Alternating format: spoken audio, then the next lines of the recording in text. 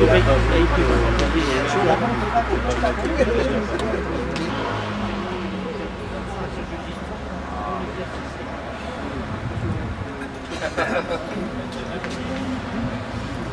il est où?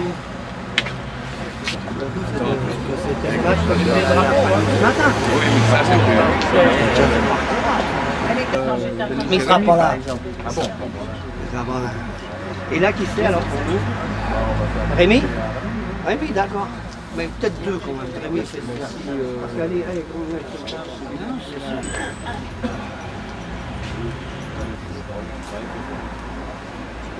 ouvrez le banc.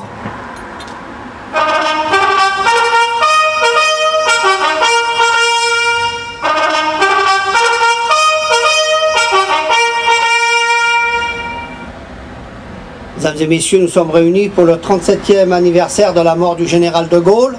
C'est Jean-Marc Aubert, président de Vitry Renouveau, qui va lui rendre hommage. Pour les drapeaux, repos.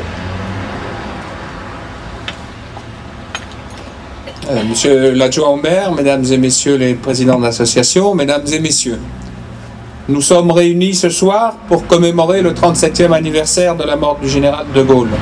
Le 9 novembre 1970, en son village de Colombey, mourait le général de Gaulle. Ce genre de manifestation est toujours l'occasion de rendre un double hommage à l'homme et à l'action. L'homme Charles de Gaulle, c'est d'abord un combattant.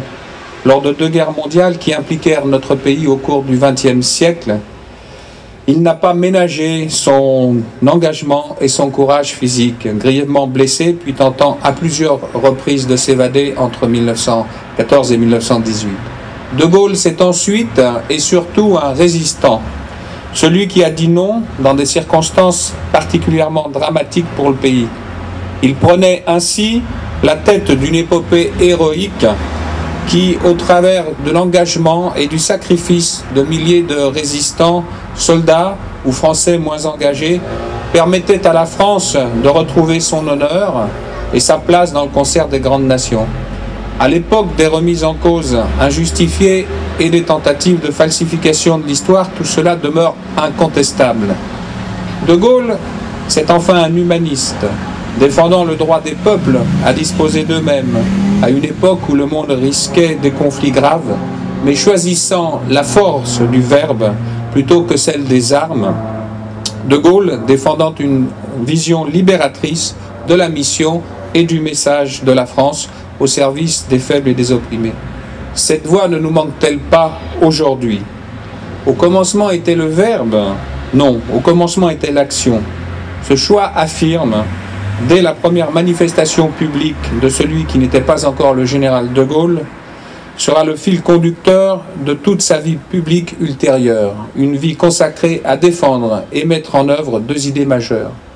Assurer l'indépendance de la France sur le plan militaire, avec la création de la force de dissuasion nucléaire, sur le plan diplomatique, en rompant avec la logique des blocs et l'alignement systématique sur les États-Unis, sur le plan culturel aussi, De Gaulle aura été le premier promoteur de l'exception française. Défendre la dignité humaine partout où elle était méconnue ou menacée dans le monde, c'est évident. Rappelons-nous ces messages dans les différents pays d'Amérique du Sud lors de son voyage en 1964 ou plus tard le fameux discours de Phnom Penh en 1966. Défendre la dignité aussi dans notre pays, lui qui voulait une France rassemblée, unie et finalement des Français heureux de vivre et fiers d'une aventure collective qui, quelles que soient les vicissitudes de l'histoire, se poursuivra encore longtemps. Car oui, grâce à l'exemple de Gaulle, le peuple de ce pays y est encore décidé. Merci. Nous allons procéder au dépôt des fleurs. Pour les drapeaux, garde à vous. Pour la municipalité, monsieur le premier adjoint Maurice Cottier.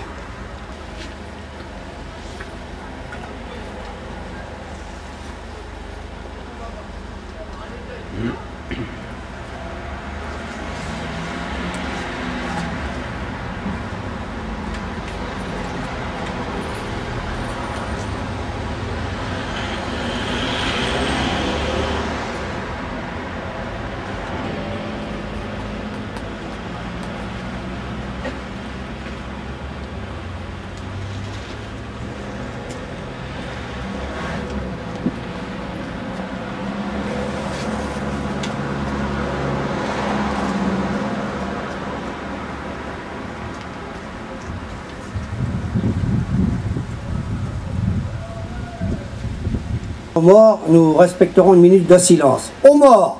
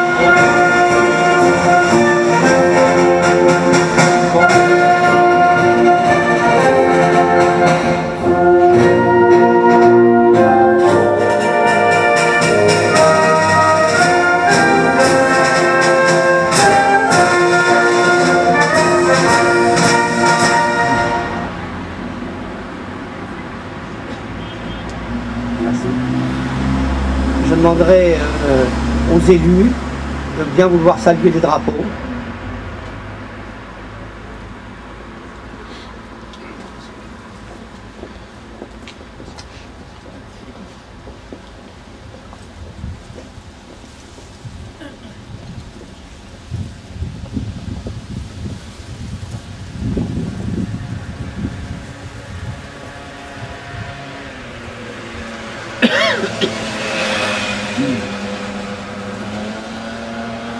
Je vous remercie. Pour les drapeaux au repos. Mesdames et messieurs, la cérémonie... Ah, pardon, fermez le banc.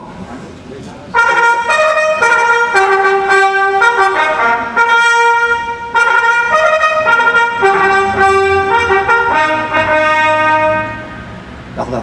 Pour les drapeaux au repos. Mesdames et messieurs, la cérémonie est terminée et je vous remercie.